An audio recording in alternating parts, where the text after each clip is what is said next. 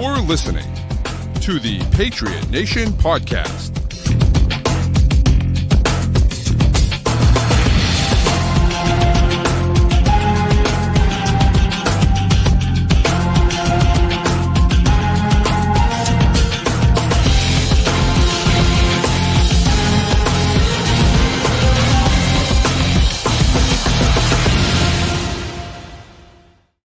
All right, welcome into another edition of the Patriot Nation Podcast. As always, your guy Pat Lane here with my man Matt St. Jean. And Matt, another loss for the Patriots at home, but I don't think it was as bad, maybe, as some people I'm sure will make it out to be tomorrow. I don't think it was as bad of a loss as just a straight up, butt whooping, which I was concerned that this could be.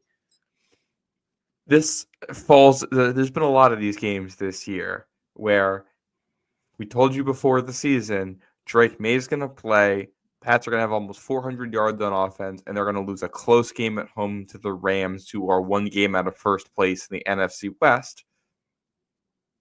There'd be no alarms over that whatsoever.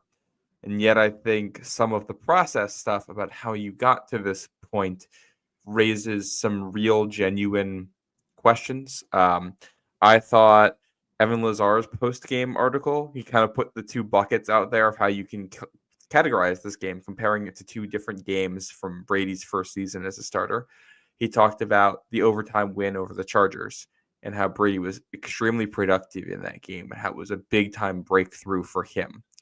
And then he also talked about the loss at home to the Rams later in the season, which was a loss that told you they could be competitive with good teams, but still definitely a loss where they had things they had to clean up. And kind of compared this game to that because, you get great performance from Maye. By far, I think his best performance as a starter so far. Yeah.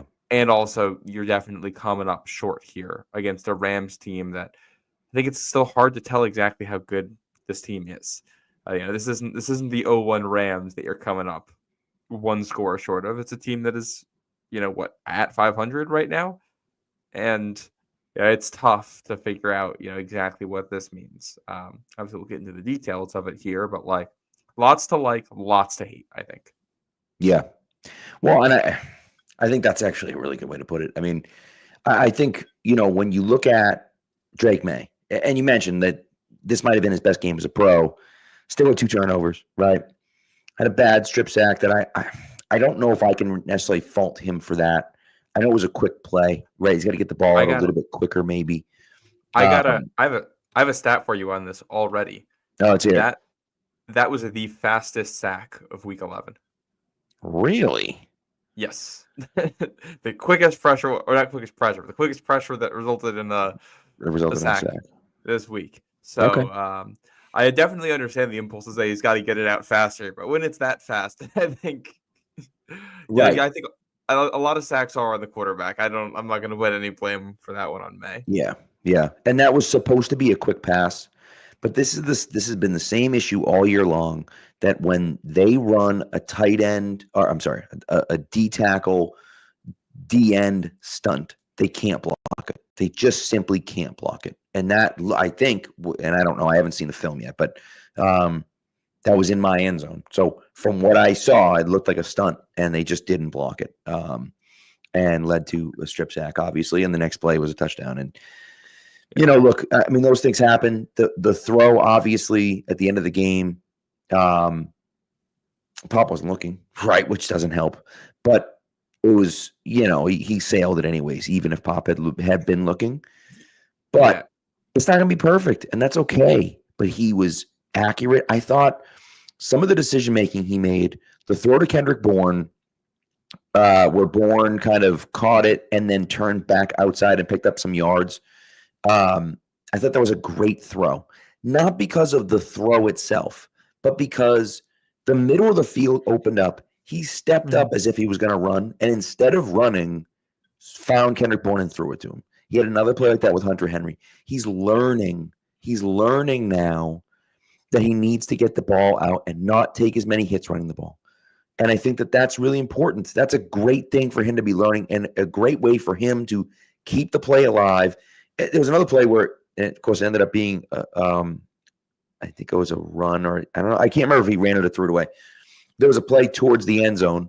He had Booty in the end zone, had a guy coming, basically double coverage, trailing, guy coming up. He steps up, right? The underneath defender stepped up to pressure Maye. And instead of trying to loft it over the top to Booty, I think he just threw it away.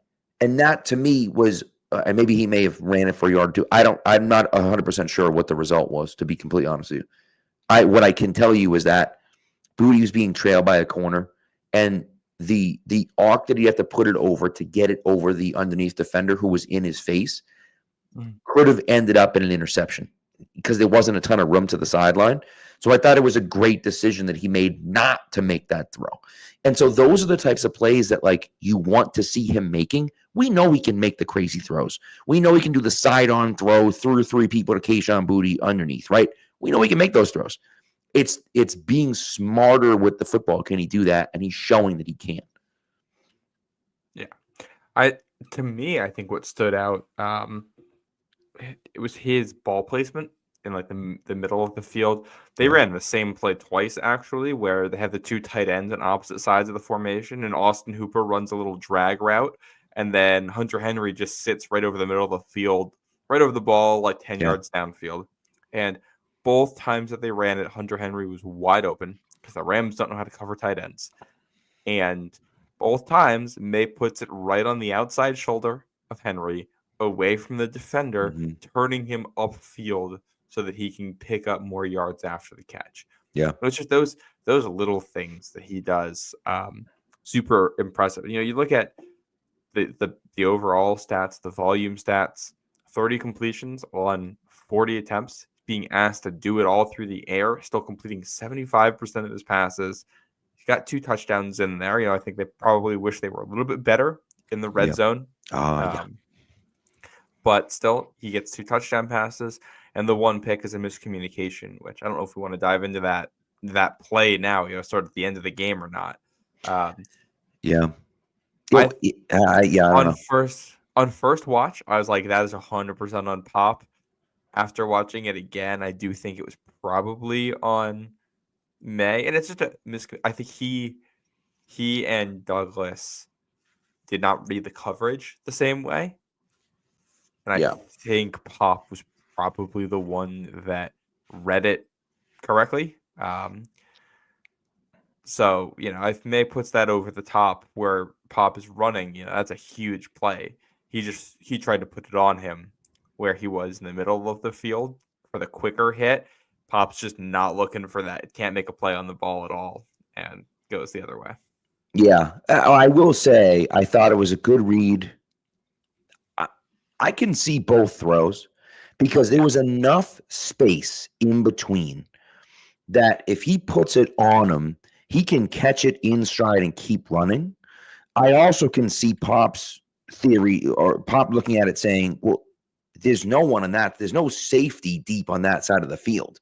So if you lead me over there, I'm going to be open. I get that part of it too.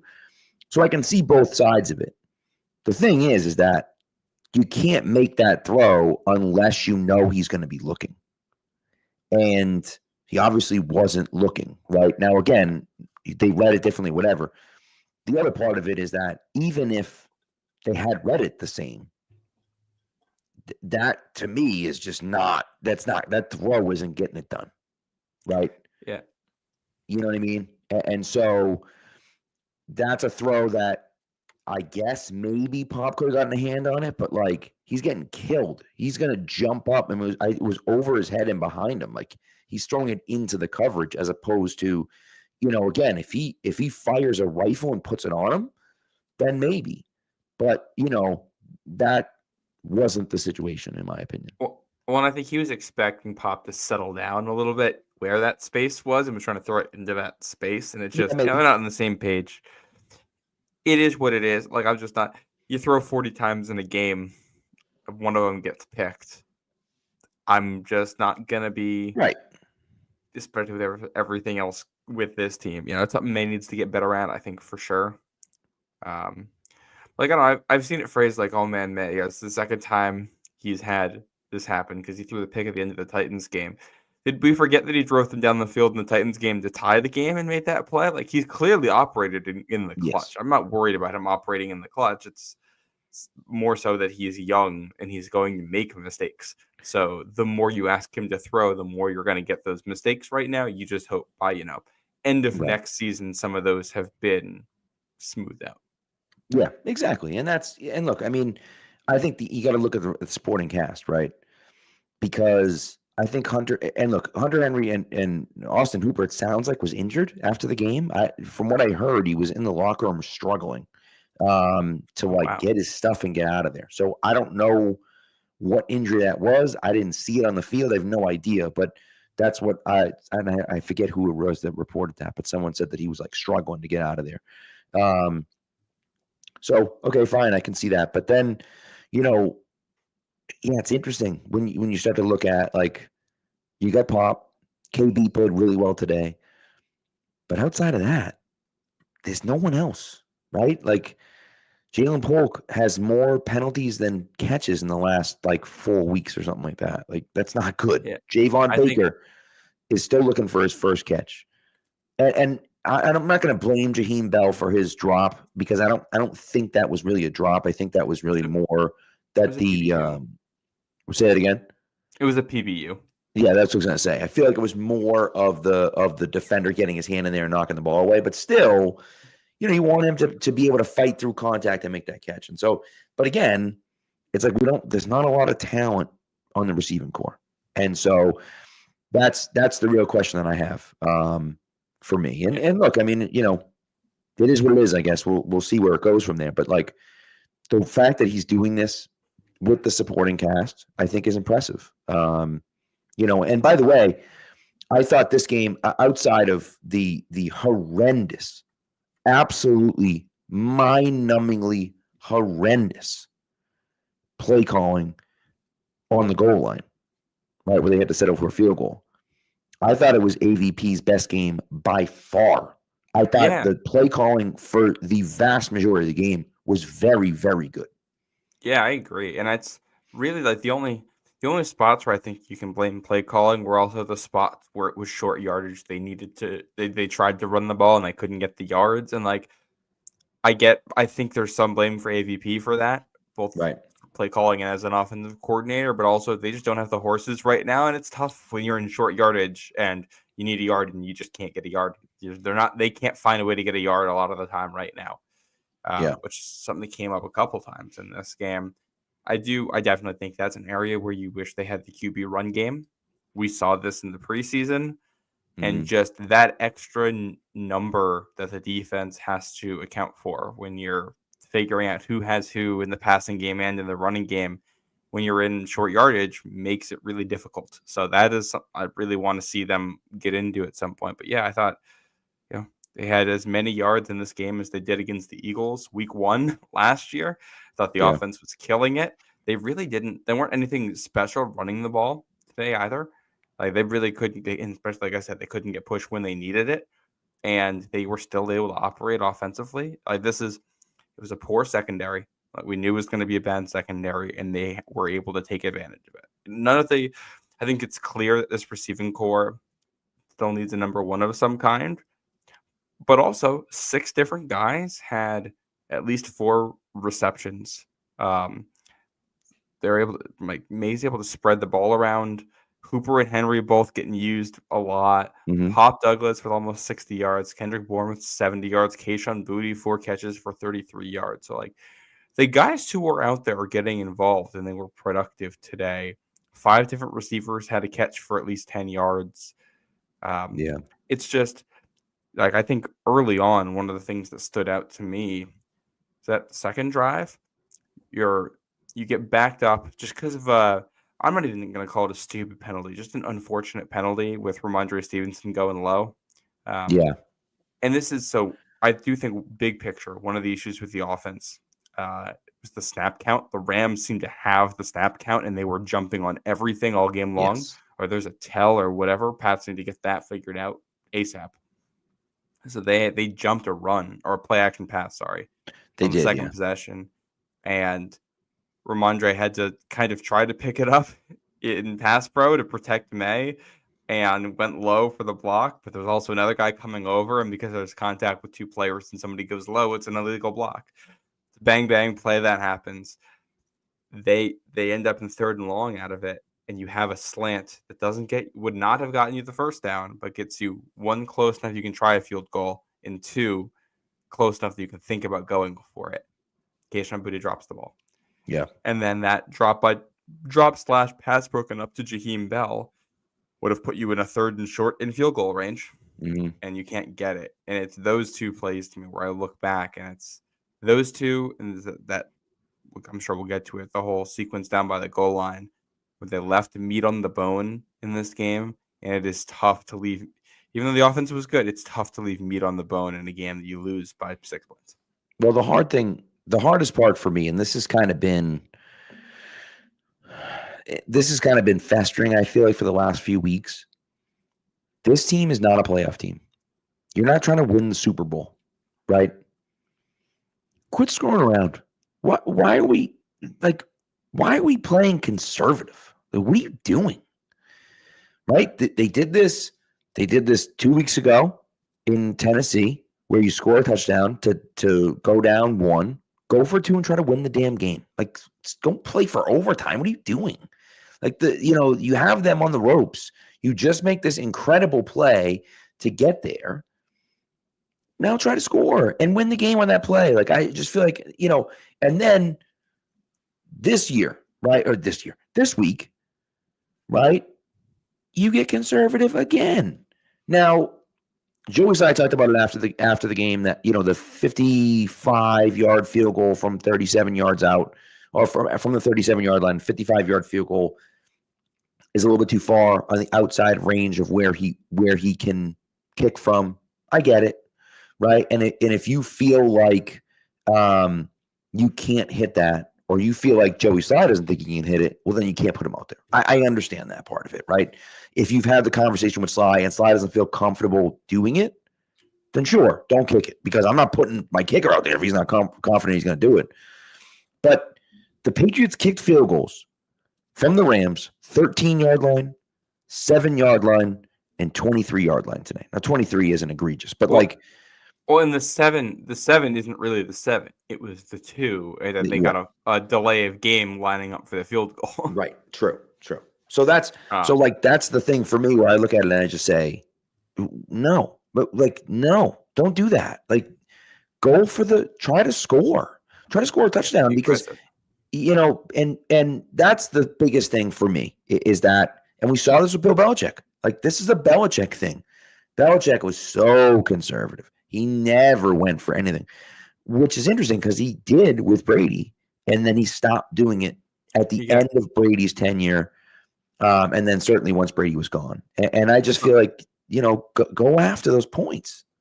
It's really funny. I got to find this again. Somebody did a study on a bunch of coaches and their decision-making tendencies over time.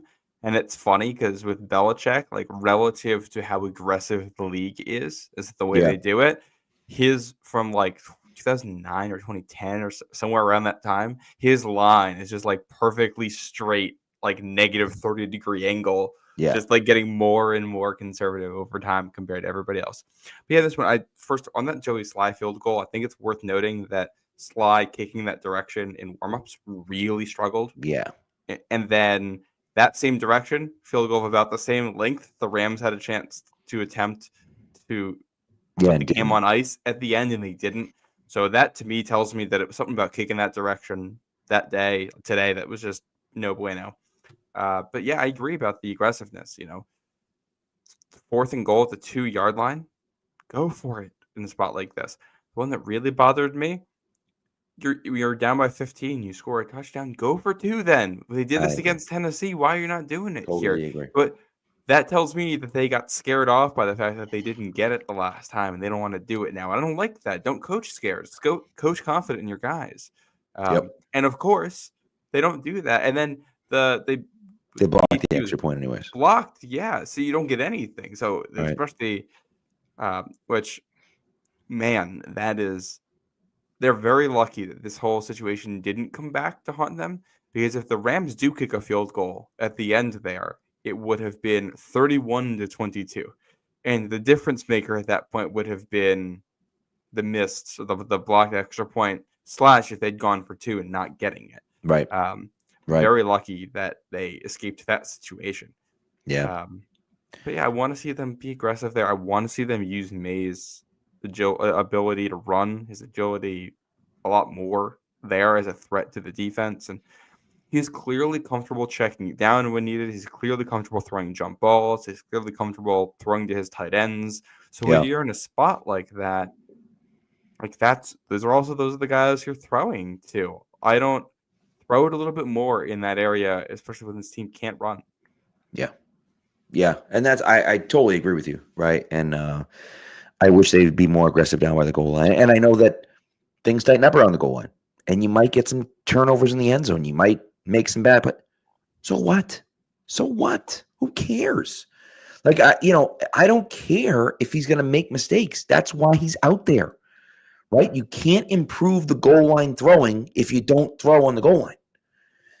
So that's the frustrating thing when you watch them play there. So look, I mean, it is what it is, and ultimately, as I said, I think AVP did a great job today. Again, you have some second guesses, and it's I mean, you're never. And that's okay. I think that's the second. You're never going to coach a perfect game. Not every play you call is going to get the result you wanted. I liked offensively that they got Marcus Jones back involved. Oh, so a little excited. bit different, something fun.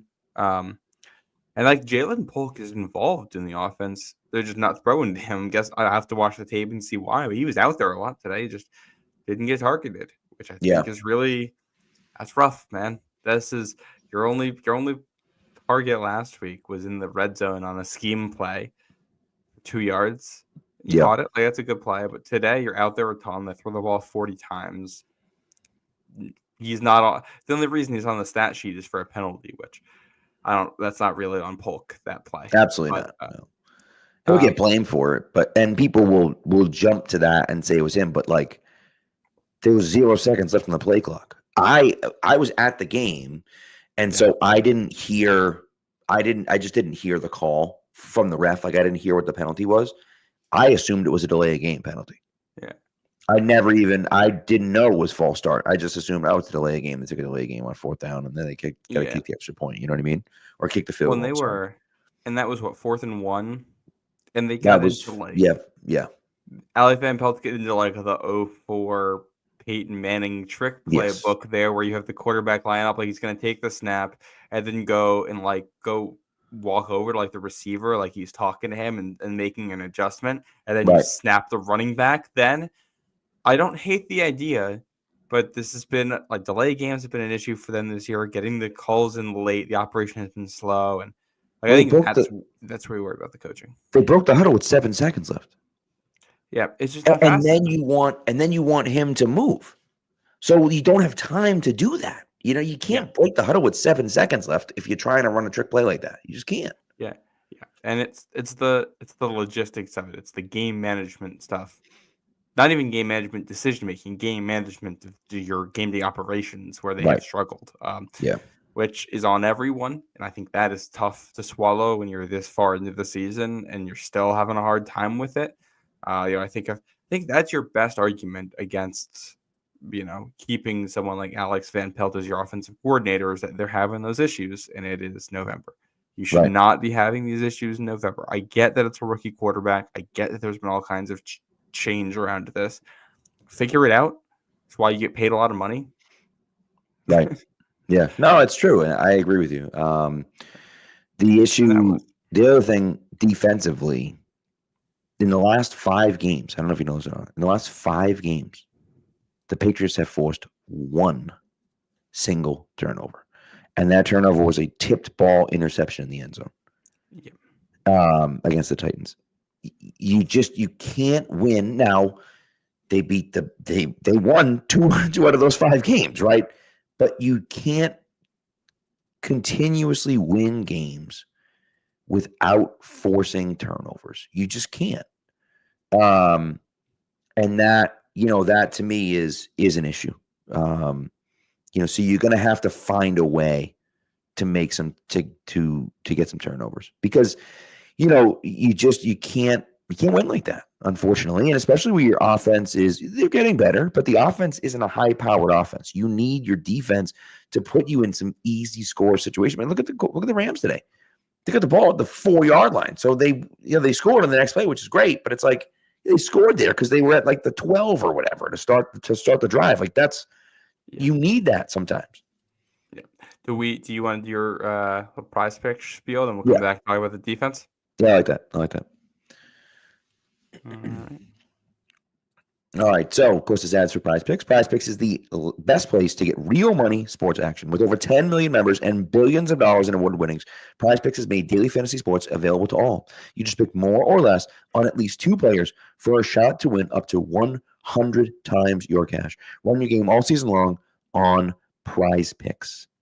Now, Prize Picks puts the money members first, so all withdrawals are fast, safe, and secure. When my picks hit, I can get my money in as quickly as 15 minutes. Also, Venmo, another option, which is great. You can add or take money or withdraw money through Venmo, which is really nice. So what you're going to do is you're going to download before I get to what we're going to do, I nailed the Jahmyr Gibbs pick, right? Or in my lineup, nailed the Jahmyr Gibbs. I think I had him for more than 16.5 receiving yards. Easiest pick of all time.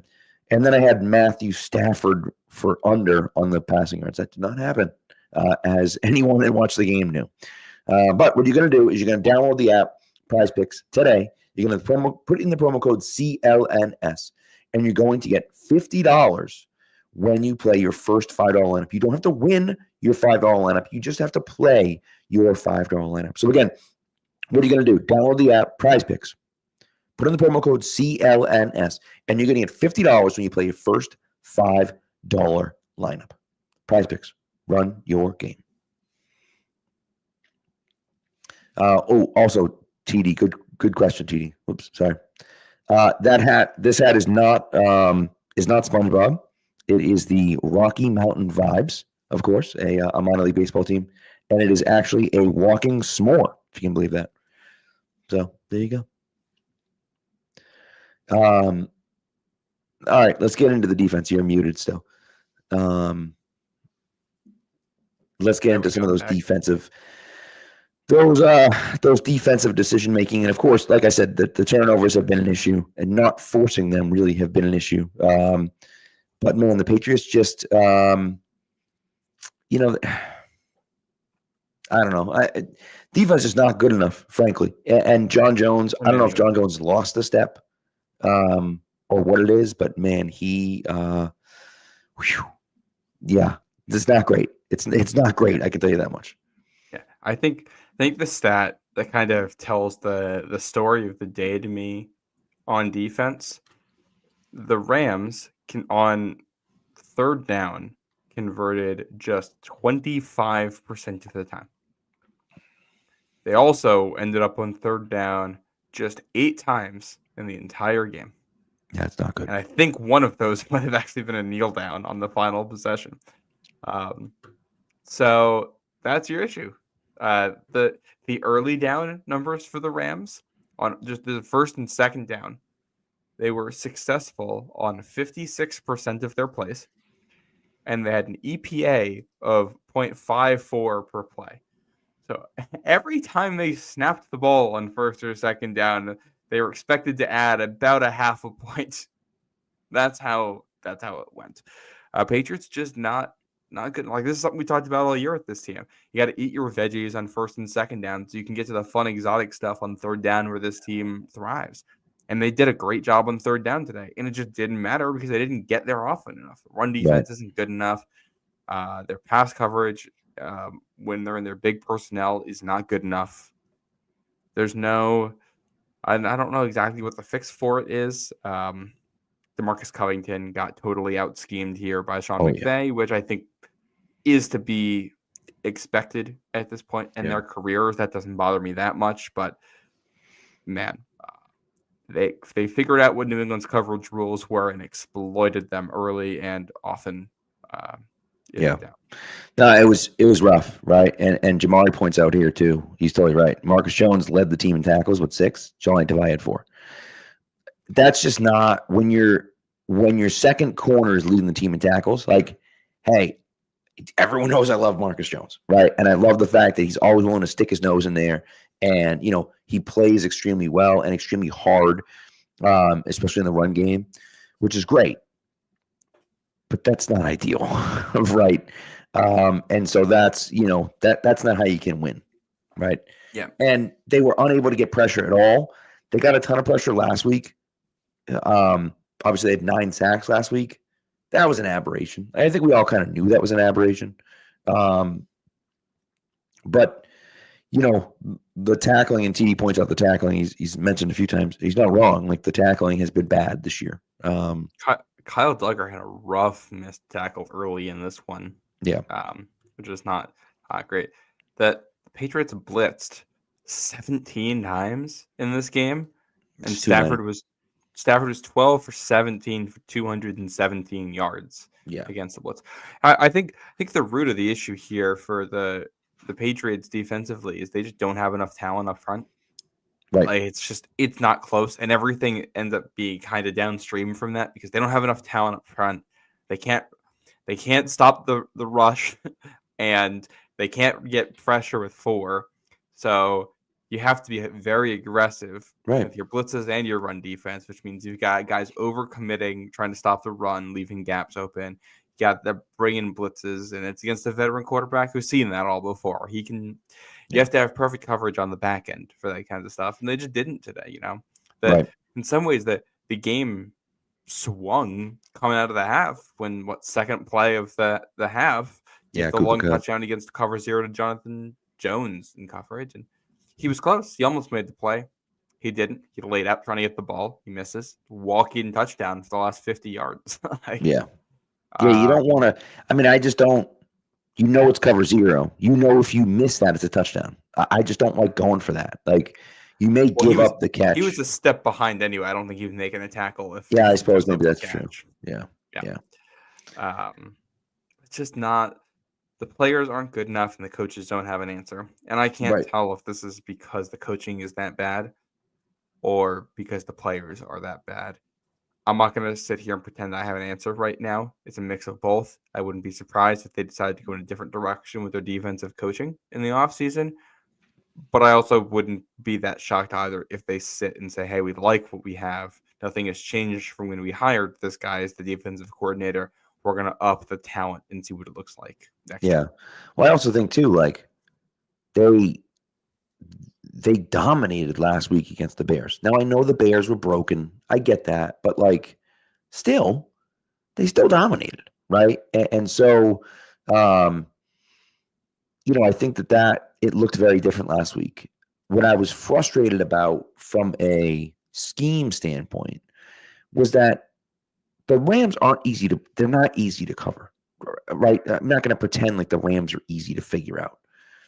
But they were simple concepts that the Patriots just couldn't adapt to, right? They ran that fly motion outside, and then they would run a sit route, a 5-yard sit route underneath it.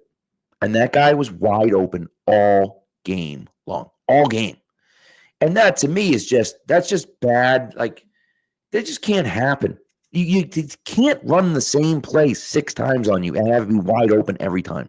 You can't do that, and they passed it off a few times. They have it, but miscommunications and then not being the right spot. There was one play where they motioned outside and Puka was in the slot. They motioned outside and Keon White was standing up in front of Puka. Yeah. Right? And Keon White rushed and left Puka by himself. And there was no one within 10 yards of him, and he caught it and ran for 20 yards. And it was like, what the hell are you doing? It just it was insane, completely insane. Clearly, there was a miscommunication from someone, but the fact that you were even considering putting Keon White on Puka Nacua by himself is what are we even talking about? And so It's frustrating, man. Well, and this is what this Rams offense will do to you too. They're so good at scheming up matchups. Like Sean McVay is a genius with this stuff. It makes it so difficult. And like this is the big issue with the Patriots on defense right now is that because they are so bad at stopping the run, they have to put all their big players out there. So when you play a team like the Rams, they can put 2 tight ends on the field, and then they're going to motion in Puka Nacua, so he's like lining up where a tight end usually would be. Well, now he's lined up over an outside linebacker because he has to be out there because you have to try to stop the run, except now what do? And in the past, the answer for the Patriots has been that they just have so many good safeties that they'll play like a 3-4 front, but replace some of the linebackers with safeties. Right. And they just don't have that talent right now. And like Kyle Duggar has not had his best season this year. This is where Jabril Peppers was super helpful too. Mm-hmm. And obviously you don't have him. And like Del Pettis has been super useful, but he's just not, a rookie undrafted free agent. Maybe he turns into something like that in a couple of years, but he's not that guy right now. Right. So it's tough. And like, this is where losing Juwan Bentley hurts you because Bentley is such an eraser against the run that, all right, yeah, we can put a safety in the box next to him because we're not worried about being too soft with Bentley out there. But now you don't have the hammer. And I did think there were points where they had Taki out there today where the defense looked better. I thought that allowed Tavai to be in a slightly better spot. But with Ellis out there, I thought it was rougher. Ellis missed a tackle. He did have a sack, which was a good, I think it was a sack or a pressure. That was a good play. Yeah, I don't think they had a sack today. But yeah, he did have a pressure. They had it was a free rusher that they got. We haven't touched on it here. Barmore back today, which happened very quickly at the end of the week. He looked great. No issues with him. Yeah. He's just a role player right now by snap count. He's not ready for the full load. Yeah. Well, They did. The Rams' offensive stuff was mostly consolidated to the middle 2 quarters where they were unstoppable. The Pats did a decent job in the first and the fourth, shut them out in both of those. It's just they did all their damage in a short window, and a lot of it came down to really 2 plays. It was the 1-play scoring drive after the fumble and the cop long touchdown. Yeah, and just defense not good enough and not able. Downstream from all the stuff we're talking about is that you just can't create enough chaos with your coverages or your blitzes to force the turnovers. So the quarterbacks are never confused. It's not a good spot to be in. Closer we get to the draft, the more and more I think about them drafting a front 7 player with that first pick. Well, I think that, that's one of those things that you kind of look at and you wonder, like, they might have to draft a guy up there, right? I think the offensive line has been okay for the most part. I feel like Vidarian Lowe, touchdown catcher Vidarian Lowe, by the way, elite athlete, touchdown catcher Vidarian Lowe. Vidarian Lowe caught a touchdown before we got Joel Embiid in the Eastern Conference Finals. That's right, baby. Oh, you got to tweet that one out, dude. Tweet that one out. Get the city of Philadelphia mad at you. But, look, I think that when I look at their offensive line, it's not great. But I'm not sitting here saying they're in desperate need of an offensive lineman. They are. Don't get me wrong. But, like, it's not their number one glaring need. I think their number one glaring need might be an edge rusher, might be a guy that can be a force on the defensive line, right?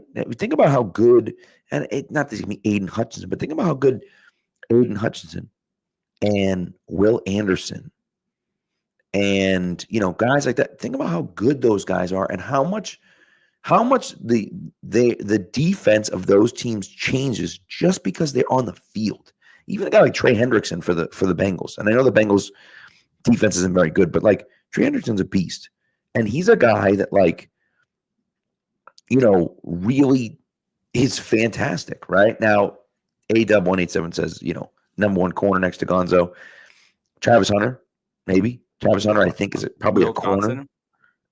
Will Johnson, another good one, right? And we've kind of mentioned this before, but I feel like there's a few spots for me, right? It's wide receiver, it's defensive line or edge, and it's offensive line. And those are your real 3 big areas of need right now. And you could even say corner, even throw corner in there as your top 4 areas of need. And then I would say in the first round, draft the best player at one of those 4 positions. Well, and yeah. Well, I think it's also You know jumping what I mean? ahead a little bit because No, I know. they'll have free agency to fill some of this Correct. stuff. And like, Yeah. we assume T. Higgins hits free agency. Pats have the money. He fits a need big time for this team. Sure-handed, big body X receiver who is scheme versatile. Yes, that's what they're looking for right there. I think you can probably check off the wide receiver need, and you don't need to draft someone because if it's T. Higgins, Kayshon Boutte, Pop Douglas, Kendrick Bourne, Jalen Baker, Jalen Polk, that's 6. You don't really need to add any bodies to that. Yeah, I agree. And then offensive line, we'll see who hits free agency, but Garrett Bowles has an expiring contract. The Denver left tackle, and he's had a good year. We'll see what they're able to do at center and guard, but you can usually find somebody decent there, and that might be a spot. If you're looking for guards and centers, you draft that round 2, round 3, round 4. You're not doing that in the first round. Speaking of T. Higgins, just got a 50-yard touchdown pass on 4th down. Oh, sweet. I'm in that one. Yep. I am about to see it. I'm delayed. So there you go. Look at that. Here. Spoiler alert. So it gets you in a spot where, like, all right, you can address the offensive line and the receiver spots in free agency, probably the way things look like they're headed. And then, all right, let's fix this defense in the draft because they didn't really draft defense last year. But yeah, it's clear like Bentley will come back and that'll help. Barmore should be himself next year. That'll help big time. Yep. I will say I do think schematically in this game, one thing that's gotten a lot of talk is why isn't Gonzalez shadowing one of Puka or Cup? Yeah, let's get into that. And then we'll get into after we get into our break. After that, we'll get into our break. I'm sorry. Okay, yeah. I didn't expect him to shadow one of them because the Rams will do a lot to make it very hard for you to play man coverage. Yeah. The issue with it is that if you want Gonzalez on Puka, they're going to line up Puka essentially where a tight end is going to go. And now Christian Gonzalez is basically going to have to line up an outside linebacker to do this. And then they're going to run in that direction. And Puka is a very good blocker. I love Christian Gonzalez, but asking him to operate as a run defender primarily in a key position on the field for run defending, if he's going to be in the box there, and also in the slot to cover a receiver, is not playing to his strengths. And Jonathan Jones and Marcus Jones have been 2 very good slot corners for you. I liked the idea of we're going to have Christian Gonzalez play outside, and if Cup or Puka comes to you, you cover them. But otherwise, you should be a complete and total eraser on whoever the outside option is in anything. That's going to be completely taken out of the play. And you use your slot defenders to tackle the receivers. That works. I think in theory, they just didn't execute it well enough. John Jones got beat. Marcus Jones got beat. Marco Wilson got beat. One of the notes I have in my notebook here, it's just, why is Marco Wilson playing? That's correct. I didn't understand that. And if we go back to the draft part of this too, I think why Devin Witherspoon went ahead of Christian Gonzalez to Seattle of all teams is because he's a guy who does play in the slot. He's a very physical guy who's a run defender. Right. And when you're playing in the same division as the Rams, you got to deal with this twice a year, and you got to go through it if you want to be playing home games in the playoffs. You got to have a guy who can match up on one of those 2 guys in the slot and do all the dirty work. Yeah. And that's just not who Gonzalez is right now. Maybe he turns into that, but he's more of a traditional outside man corner at this point in his career. And I don't think if you put him inside, it ends up helping you a whole lot. And I think that makes a lot of sense. Obviously you look at it and you think, well, Gonzalez is the best corner on our team. Clearly, we want him to take away Puka or Cup. That obviously makes sense, right? But, like you said, they're going to do things that make it difficult for you to do that, right? The Jets don't make it difficult for you to do that. The Bills probably don't even make it that difficult for you to do that, although I don't know if they have necessarily a true number 1 that you go after.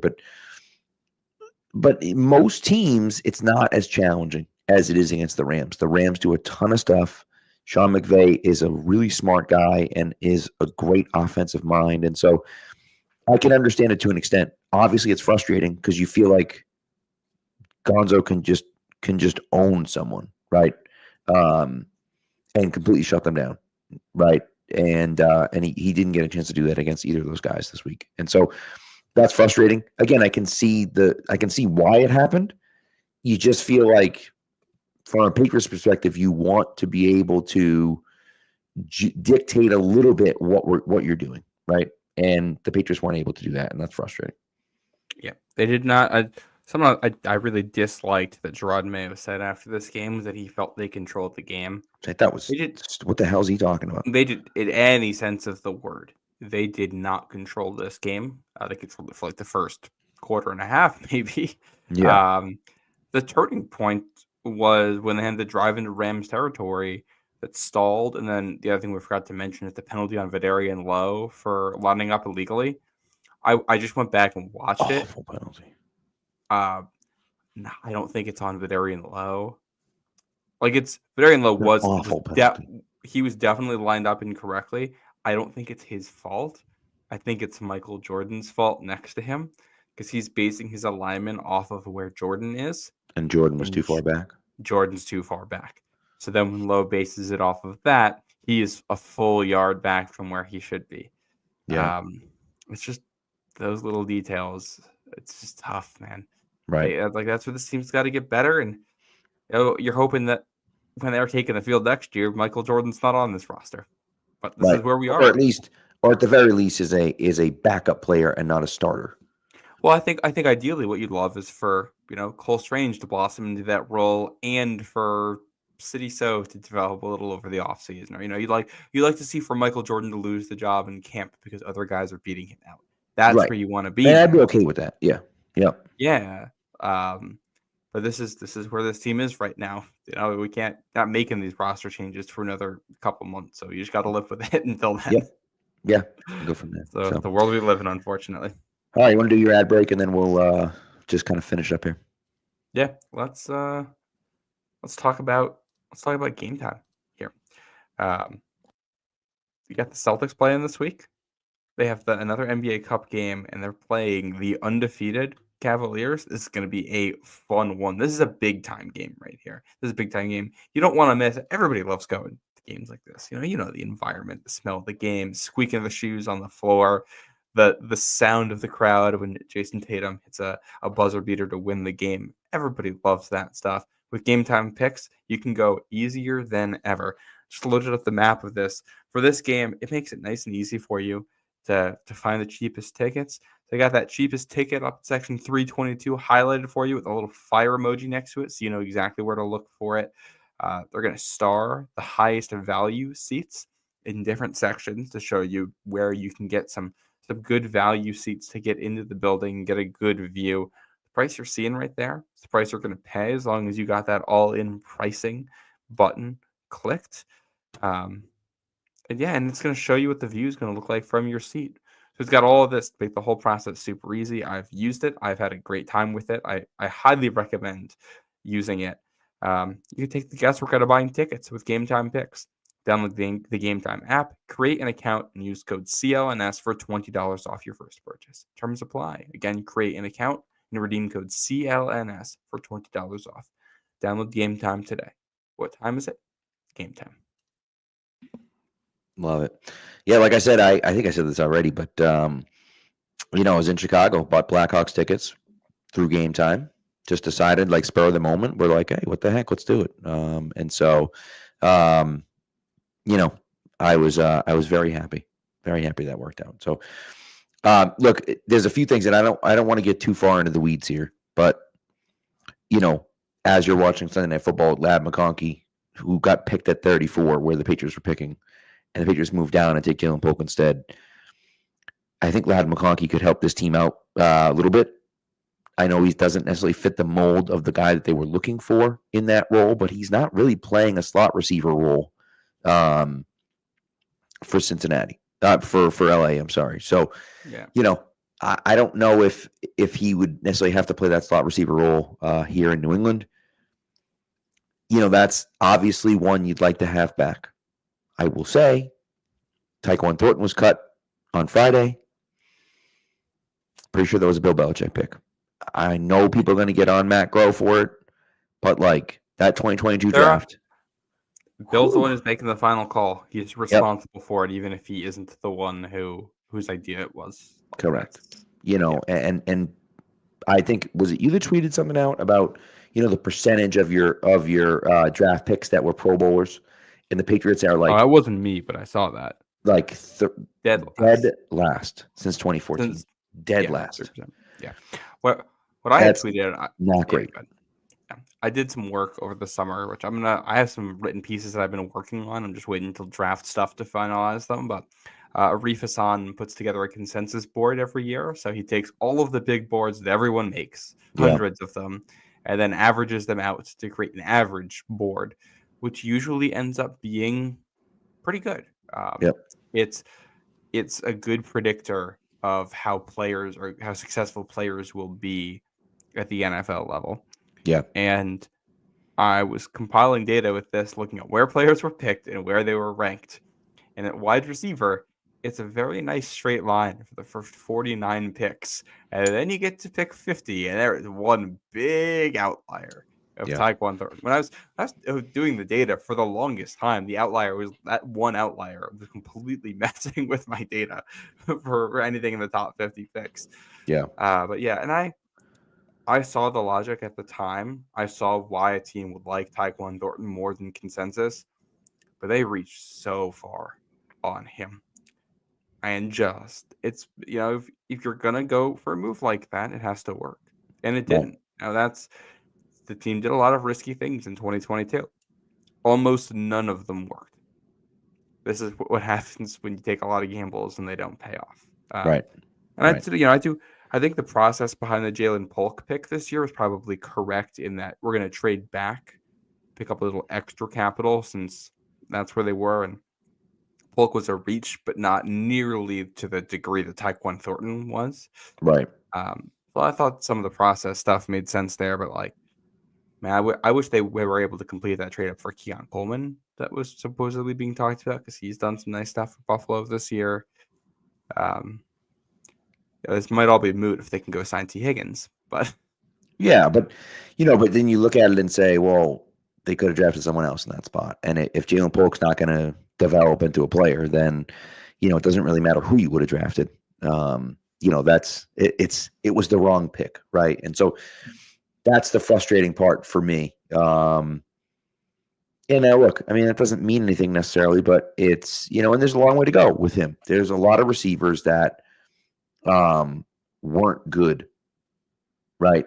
And turned out to be good players. And so maybe Jalen Polk becomes one of those guys. But right now, he just looks like another bust from the Patriots. Taken in that 30 to 50 range, or 30 to 55 range or whatever, that they've had so many wide receivers that have been a bust in that area. And look, Groh's going to get a ton of hate, and I get that. I get people are upset about it. I understand. They also could have traded down from 3. They got a lot of offers to move down from 3. A lot of them. Did they? Everyone says Drake Maye was the consensus pick. Got to take Drake Maye. 100%. Make the pick. Get it done. Do it. So easy. We don't give credit for him. You don't have to give credit for that guy. It was an easy pick. You tell me Bill Belichick, who didn't like Drake Maye. It's pretty obvious when you listen to him talk about him. Didn't like Drake Maye. The way he was talking about J.J. McCarthy, I thought he might have wanted McCarthy at pick 3. Okay. So my point is this. When the Giants want to give you the farm for pick number 3, and they're offering you pick 6 and their first round pick next year and something else for pick 3, Bill Belichick's taking that 1,000 times out of 1,000. And who are you, and then in that situation, right, what are you going to do? And look, and this is it's bullshit, honestly, from the chat. It's bullshit. The Tyquan Thornton pick was macro, right? So Bill Belichick doesn't get it. No, that's not Bill Belichick's fault. That's macro's fault. Okay, good.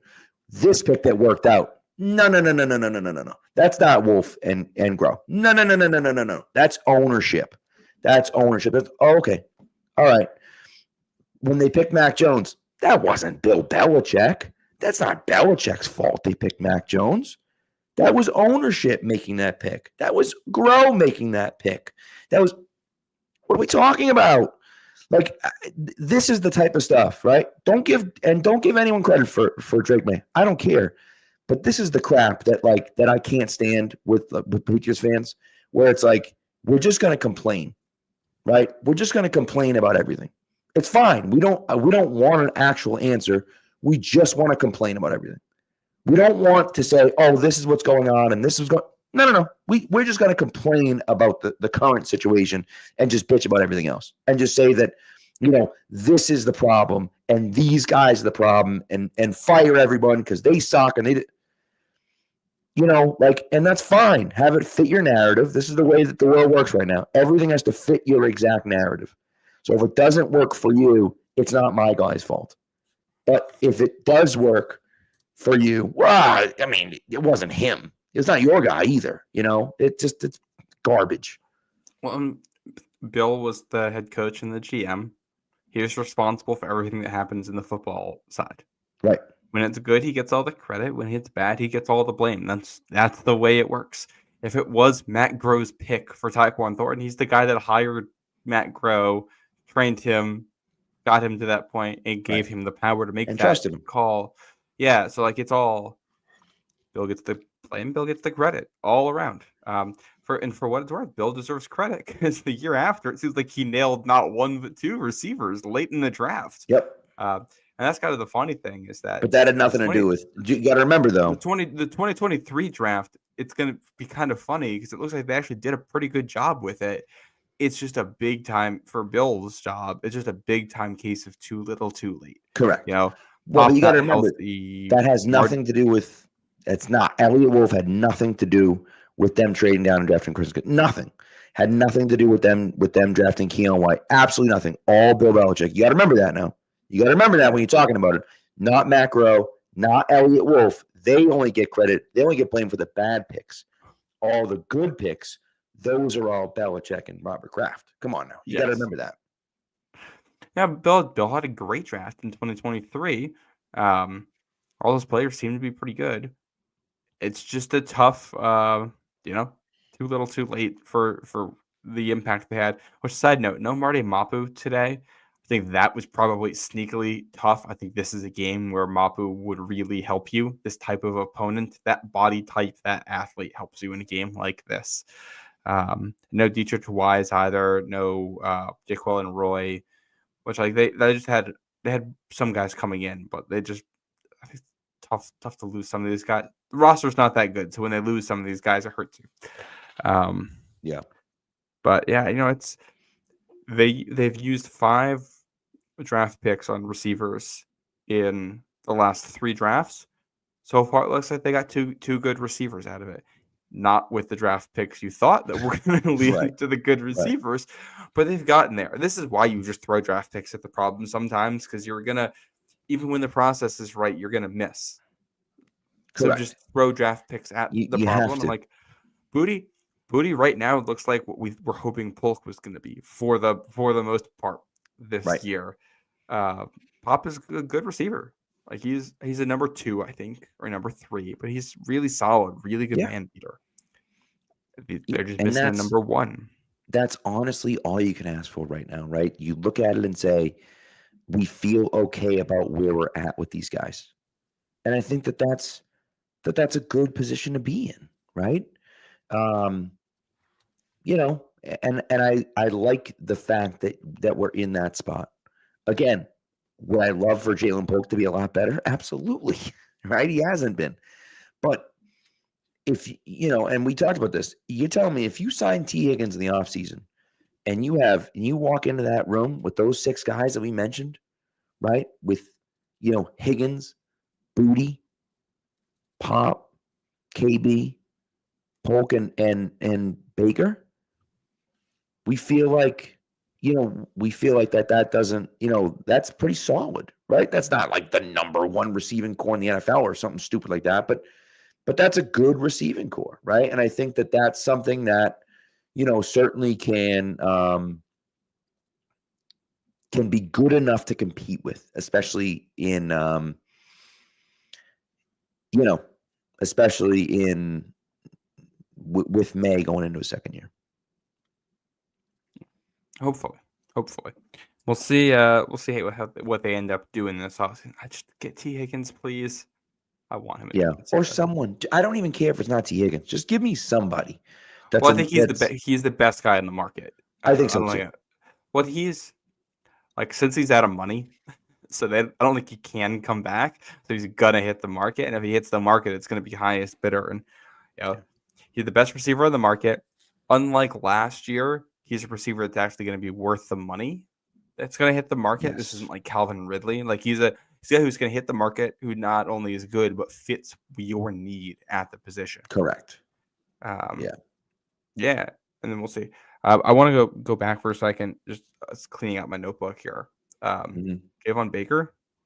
Yeah. Great first play. We didn't talk about it really at all, but they start the first possession with a great kickoff for like 46-yard return, I believe it was. Awesome stuff. His next one after that got him benched because he dropped the ball. He's trying to catch the ball in the end zone for the touchback, drops the ball forward out of the end zone. Then he has to return it, but the players aren't really ready for that. He ends up tackled at the 20, so it's effectively a 10-yard loss from where it would have been. And that's not great. Also hopped over a guy who was standing up, which was wild. Yeah, he's a great athlete, but just not that's the issue for him. He's too sloppy, too inconsistent, too many mistakes. And getting yourself benched on kick return duty, like, that's how you end up inactive next week with KJ Boyd coming back into the lineup. Yep. Their management of the receiver position between Osborne and Bourne still confuses me. I think they have finally gotten to the correct answer. The 5 that they had today are the 5 that I would have had. But correct. Man, it's bizarre, Chargers are charging this. They sure are. Man, Chargers are going to charge you, baby. Yeah. But yeah, I think that's all I have. Yeah, I don't really have anything else. Today. I mean, I think that, the other thing I might consider if I were the Patriots would be a call to the Bengals to say, hey, look, I know you're going to get rid of T. Higgins. We get it. But what if you sign T. Higgins instead? What if you just, hypothetically, what if you just sign T. Higgins instead and we send you pick number 33 and something else for Jamar Chase? Now, I feel like that would never happen, right? I feel like Joe Burrow would riot if that were the case. But cheapest owner maybe in all of sports gets to keep a number 1 wide receiver for less money than he'd have to pay Jamar Chase. I don't know. You could be tempted by that. I mean, I'd at least make the phone call. Yeah, right. Ask. It's going to depend a lot on the draft pick that you're going to have to give up for that. And I think the thing that's also appealing about T. Higgins is you don't have to give up draft capital. Well, that's the other part of it, yeah. Like, if your question is, would you rather have Tet McMillan or T. Higgins?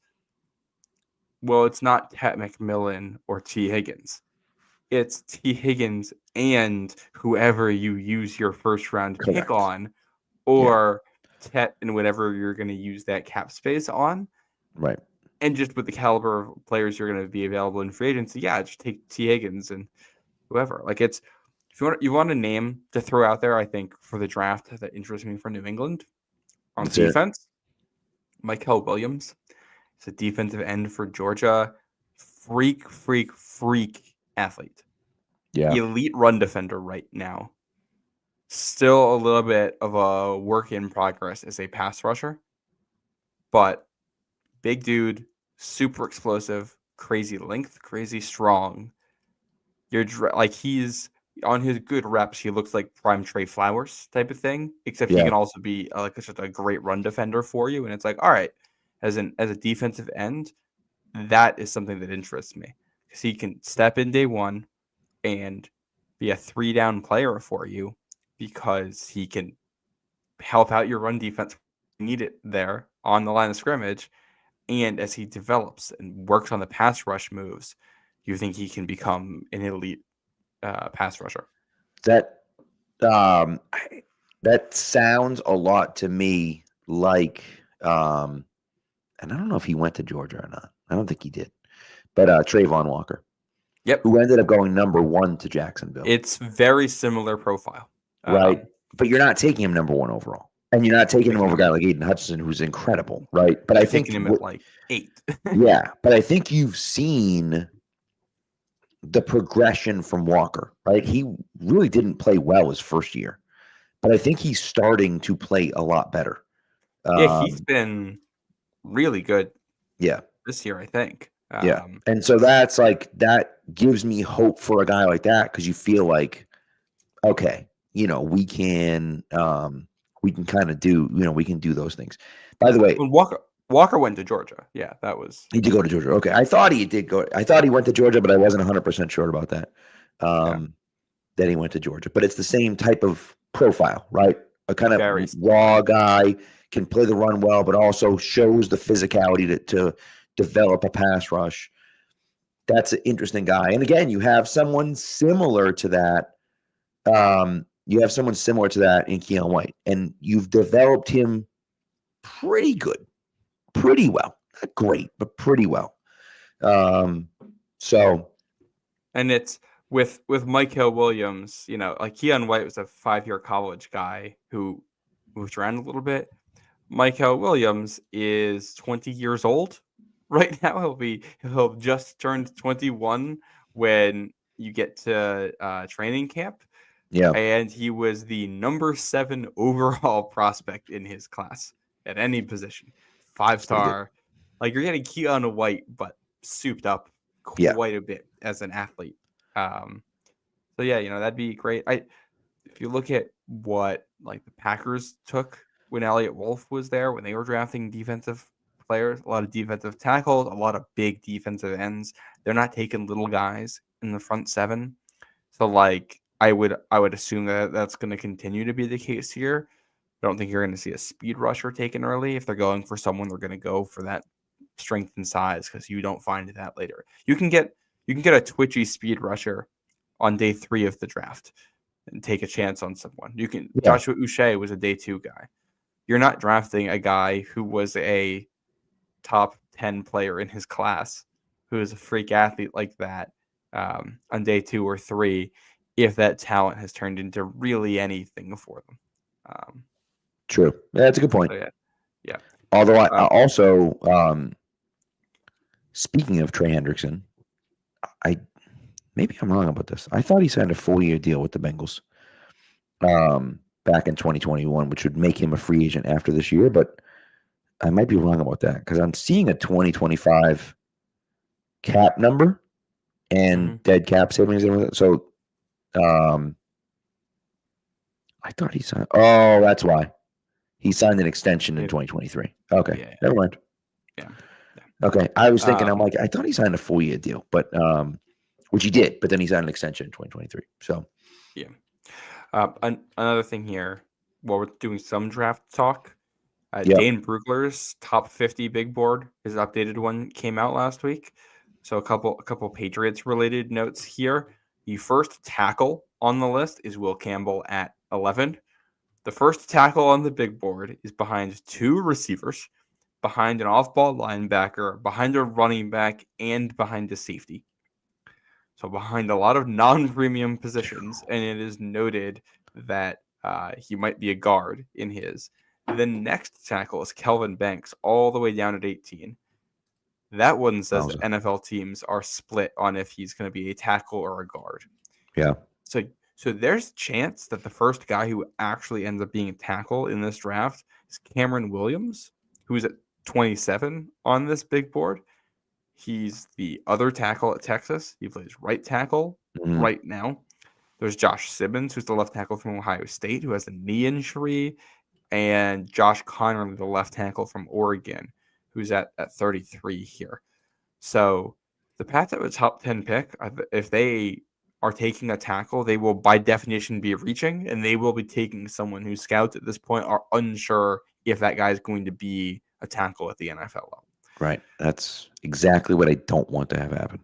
Yeah. So I am trying to address that in free agency if I can, or like the second round. Like Josh Simmons in the second round, a guy who has the knee injury and who might have to rehab for a little bit, but I think would have been a top 15 pick if he was healthy.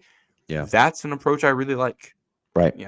Right. But I'm skeptical about some of the other guys where the Patriots are likely to be picking here. I agree. Just a quick thing on this. What I will say about this is that Shedeur Sanders is at 23 on this big board. My strong assumption is he's going to go number 1 in the draft. I really think that Shedeur is going to go number 1. I think. Interesting. I think that the Raiders are completely enamored with him. I think that I actually wouldn't be surprised if they actually if they signed Dion to be their head coach, and then drafted Shedeur and gave up whatever it takes to basically move up and get him. And I could be wrong with that, but that's kind of how I feel about that. So, anyways, that's the idea. And TD asked about the DK Metcalf question. Would you trade your 2025 first round pick for DK? Zero. Zero. 0.0% chance of that would happen. Especially when T. Higgins is on. Like, I'm not even sure DK is better than T. Higgins, to be honest with you. I really like T. Higgins. Yeah. If I can get one, like T. Higgins is younger. He's had some injury concerns this year, but outside of this year, Higgins has been the much healthier player than Metcalf. Yeah.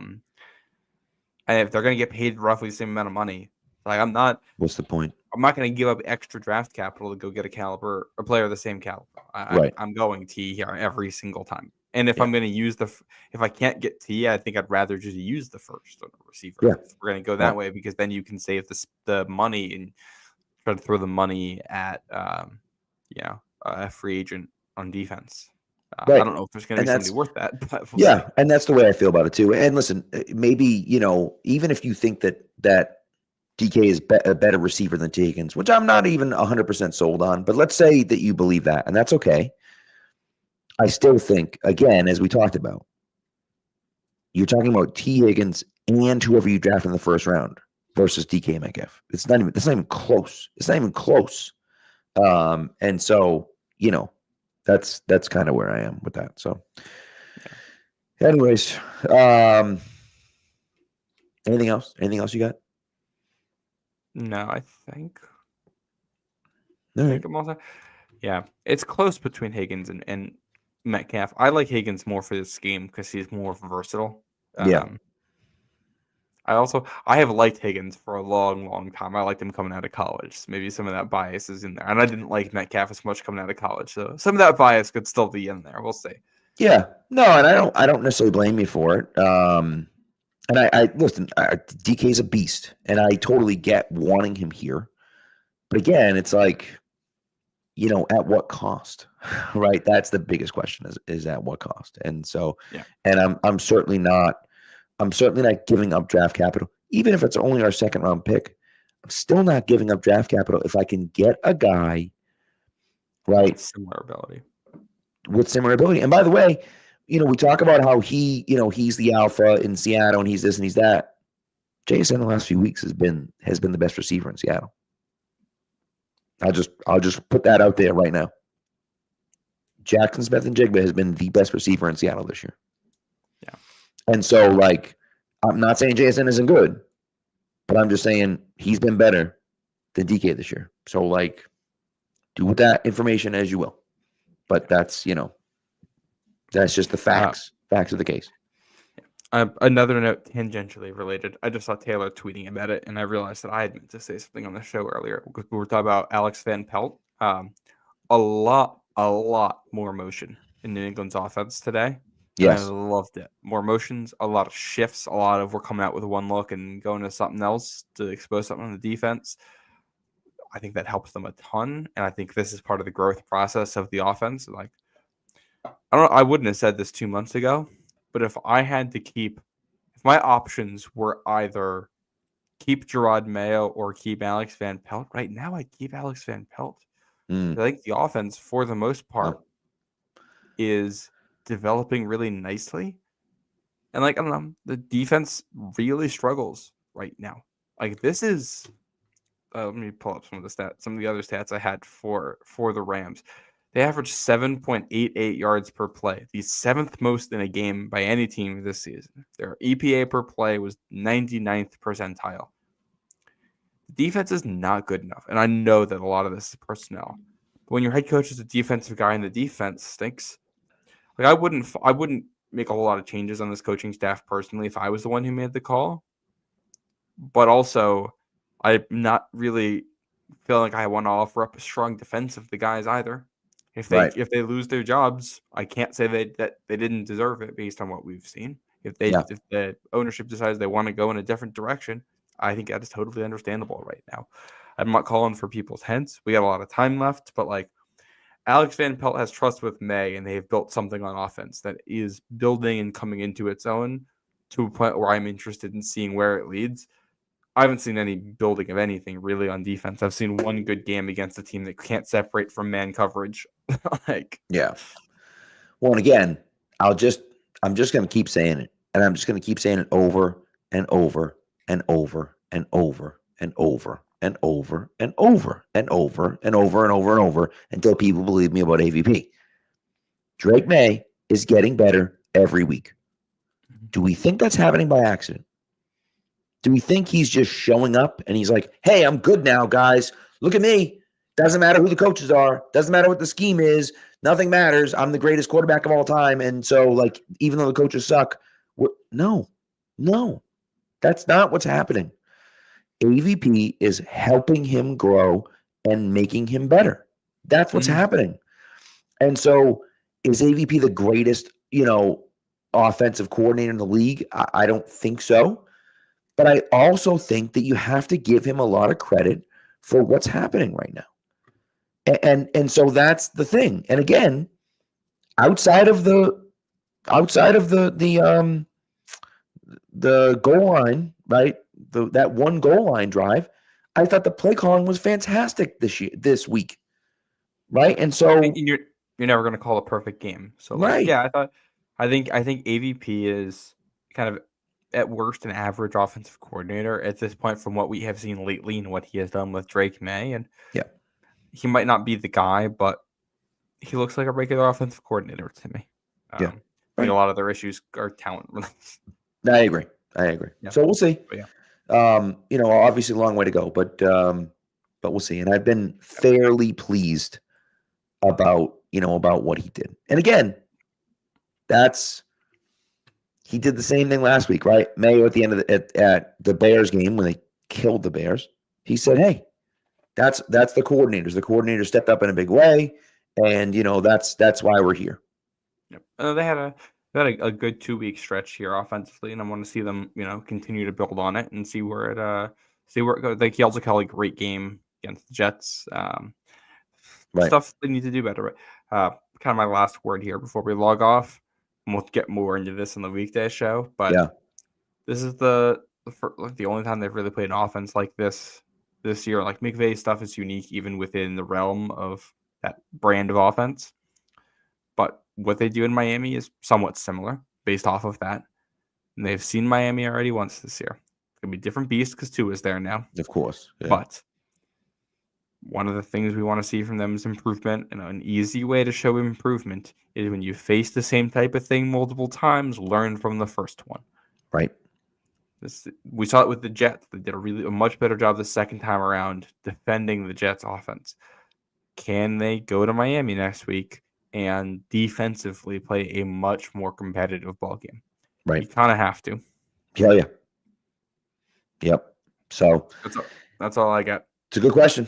And we'll see what happens. So, anyways, well, thanks guys for tuning in. We appreciate it, and we will be back on Wednesday night breaking down the week ahead and talking about the Miami Dolphins in Miami. It seems to be a game the Patriots lose every dang year, but you never know.